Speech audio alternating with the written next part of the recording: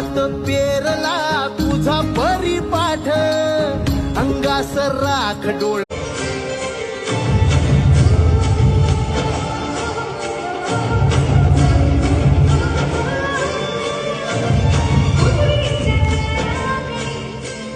सुरुवात तर करा, चालायला तर लागा, अडचण काय, पण जे कराल ते सर्वोत्तम करा, जे कराल ते सर्वोत्कृष्ट करा.